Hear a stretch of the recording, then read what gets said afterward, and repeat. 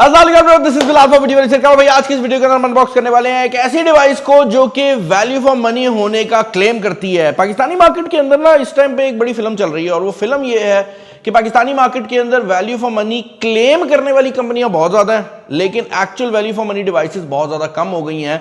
हर company की एक ही कोशिश है कि भाई किसी तरह एक मोबाइल फोन लॉन्च किया जाए और भाई उसके बाद 7 नस्लें जो है ना वो हमारी पैसे खा सकें। देखने में आएगा कि क्या ये मोबाइल फोन वाकई ही क्रेजी है या इन्फिनिक्स ने इस मोबाइल फोन को इसलिए बनाया है कि उनकी 7 नस्लें जो है वो इस पर चल सकें। खैर, ये इन्फिनिक्स का स्मार्ट 10 है और पाकिस्तानी मार्केट के अंदर इसका बड़ा ही यूनिक प्राइस टैग आया है, मैं उसके बारे में डिस्कशन करूंगा।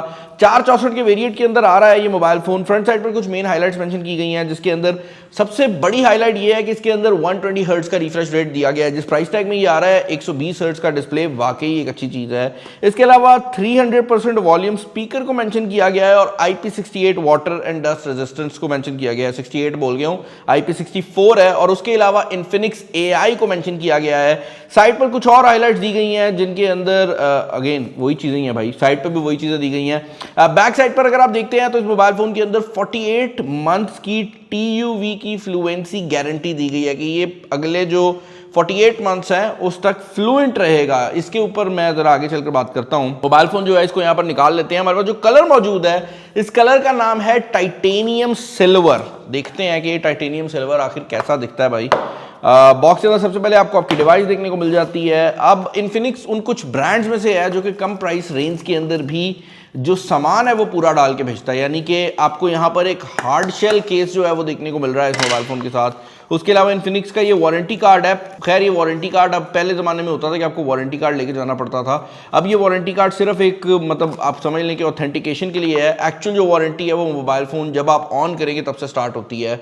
इसके अलावा यहाँ पर एक 10 वाट का अडाप्टर देखने को मिल जाता है। ये चीज़ इंटरेस्टिंग है, मोबाइल फ़ोन के डब्बे के अंदर जो अडाप्टर आपको देखने को मिल रहा है वो 10 वाट का है। ये मोबाइल फ़ोन 15 वाट की फास्ट चार्जिंग सपोर्ट करता है, तो जो चार्जिंग स्पीड है वो 15 वाट तक सपोर्टेड है। अगर आप दूसरा कोई फास्ट चार्जर यूज करते हैं, बॉक्स के अंदर एक type A to type C वाली जो केबल है वो भी आपको देखने को मिल जाती है। अच्छा भाई, हम बॉक्स से मोबाइल फोन को यहाँ पर निकाल चुके हैं और मोबाइल फोन के ऊपर से जो स्टिकर वगैरह हैं इनको भी हम रिमूव कर लेते हैं। ये जो टाइटेनियम सिल्वर कलर है ना, ये देखने में टाइटेनियम वाली फिनिश जरूर प्रोवाइड करता है, बट एक्चुअल में ये प्लास्टिक है। ऑल दो ये जो बैक है ना, ये प्लास्टिक होने के बावजूद भी आपको ग्लास वाली जो वाइब और फील है ना वो देती है।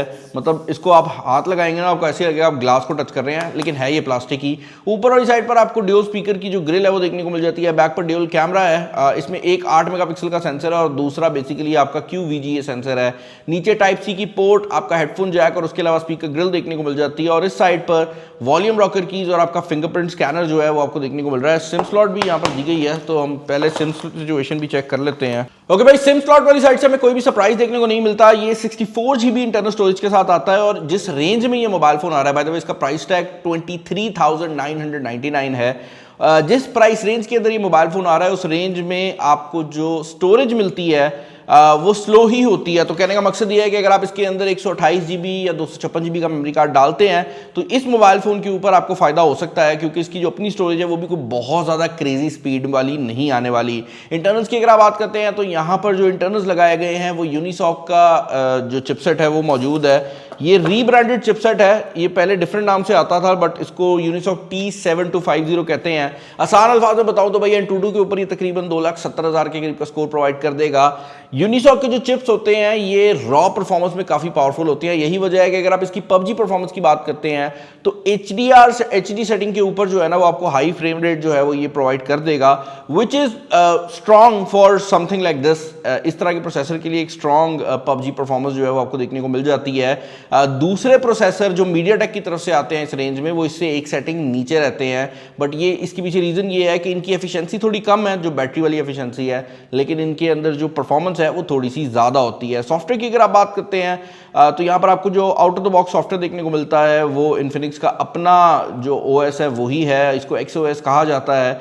और मैं अगर इसकी पूरी डिटेल में जाऊं तो XOS 15 है, जिसका मतलब ये है कि ये Android 15 के ऊपर बेस्ड है। अब इसकी जो सबसे बड़ी हाईलाइट है वो ये है कि इसके अंदर भी आपको Folex AI डॉक्यूमेंट असिस्टेंट और राइटिंग असिस्टेंट देखने को मिल जाता है। Folex AI इनका अपना ChatGPT का अल्टरनेटिव है। Folex AI के अंदर इन्फिनिक्स डीप सीक को यूज़ करती है, तो उसकी जो सपोर्ट है वो आपको आउट ऑफ द बॉक्स मिल रही है। उसके अलावा डॉक्यूमेंट एनालाइजर और राइटिंग असिस्टेंट है। जो कॉलिंग की फंक्शनैलिटी और वो वाले एआई के फीचर्स थे वो इस मोबाइल फ़ोन के अंदर अवेलेबल नहीं है, लेकिन ऑब्वियसली 23,999 का फ़ोन है, उस हिसाब से एक decent set of software features इसके अंदर आ जाता है। डिस्प्ले भी पहले डिस्कस कर लेते हैं, मैं कैमरा पे चला गया था। भाई डिस्प्ले जो यहाँ पर लगाया गया है इन्फिनिक्स के मुताबिक दिस इज़ अ 700 निट्स की पीक ब्राइटनेस वाला डिस्प्ले, और इन्फिनिक्स ये कहती है कि ये आउटडोर डिस्प्ले है। मुझे ऐसा लगता है कि आउटडोर के हिसाब से अभी भी इसकी ब्राइटनेस मुझे थोड़ी कम लगती है, लेकिन ये बात ज़रूर है कि अगर आप इंडोर में देखेंगे तो इसकी ब्राइटनेस ठीक ठाक है।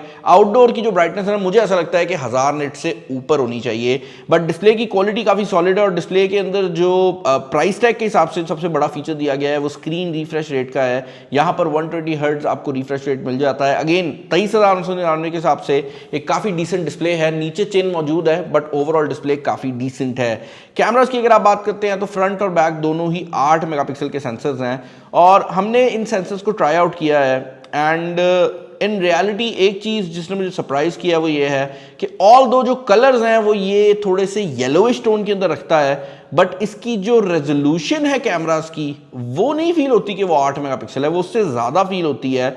कलर्स बेहतर हो सकते हैं, तो मैं यही रिकमेंड करूंगा कि अगर कोई बंदा ये मोबाइल फ़ोन ख़रीद रहा है तो तस्वीर खींचने के बाद उसको किसी कलर वाले सॉफ्टवेयर के अंदर डालकर फिल्टर वगैरह लगा लेना, ये आपके कलर्स को बेहतर कर देगा। क्योंकि अच्छी बात यह है कि इस कैमरा के अंदर रेजोल्यूशन मौजूद है, तो अगर आप इसके ऊपर एआई का कोई फिल्टर लगाते हैं ना, या एआई की किसी सॉफ्टवेयर से इसको एडिट करते हैं, तो ये तस्वीर को काफ़ी डिसेंट तरीके से एडिट कर देगा। वीडियो साइड की अगर आप बात करते हैं तो यहाँ पर 2K वीडियो रिकॉर्डिंग जो है वो दी गई है, क्योंकि ये यूनिसॉक का चिप सपोर्ट करता है, तो फ्रंट और बैक दोनों में ही 2K वीडियो रेजोल्यूशन आपको मिल जाती है। पोर्ट्रेट मोड वगैरह दिया गया है।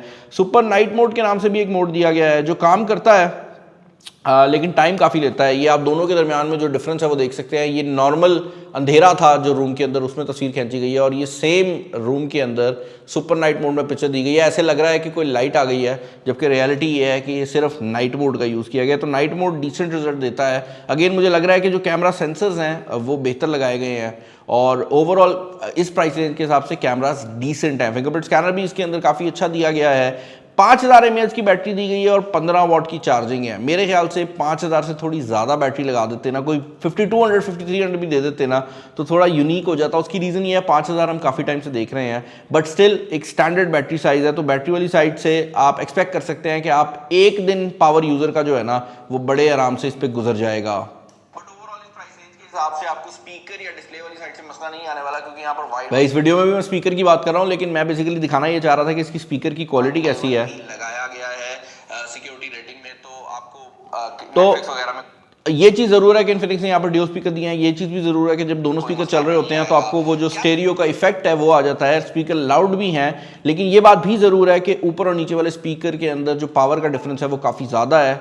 आप ऐसे कह सकते हैं कि 70% पावर आपको नीचे वाला स्पीकर देता है, 30% ऊपर वाला देता है। तो गेमिंग के दौरान अगर आप इसको बंद कर देते हैं आपको आवाज़ आ जाएगी, लेकिन अगर आप म्यूजिक के दौरान इसको बंद कर देते हैं तो आपको प्रॉब्लम होने वाली है। ओवरऑल अगर आप इस फोन के रिलेटेड मेरे ओपिनियन जानना चाहेंगे तो मैं यही कहूँगा कि बड़े अरसे बाद एक वैल्यू फॉर मनी डिवाइस जो है वो पाकिस्तानी मार्केट के अंदर लॉन्च हुई है। मैं बड़ा स्ट्रिक्ट रहा हूँ इस मोबाइल फ़ोन के ऊपर, बिकॉज मैं चाहता था कि आजकल जो कंपनीज है ना वो कुछ नया नहीं कर रही, बट अगर आप पाकिस्तानी मार्केट के करंट हालात की बात करते हैं ना तो अपने प्राइस रेंज में this is one of the nicest devices जो कि आप इस टाइम पे बाय कर सकते हैं, क्योंकि 23,999 में आपको एक मुकम्मल पैकेज मिल रहा है जो कि अगर मैं किसी बंदे को कहूँ तो मैं बड़े आराम से रिकमेंड कर सकता हूँ। चैनल पर नया, चैनल को सब्सक्राइब कर लीजिएगा। इस फोन के रिलेटेड आपके क्या ओपिनियंस है मुझे नीचे कमेंट्स के अंदर बताइएगा। बाय द टाइम ये वीडियो पोस्ट होगी ये मोबाइल फ़ोन मार्केट के अंदर आ चुका होगा, तो होपफुली आप लोग इसे परचेज कर सकेंगे। सब्सक्राइब नहीं किया तो कर लें। इस वीडियो में इतना ही। This is Bilal signing off. अल्लाह हाफ़िज़।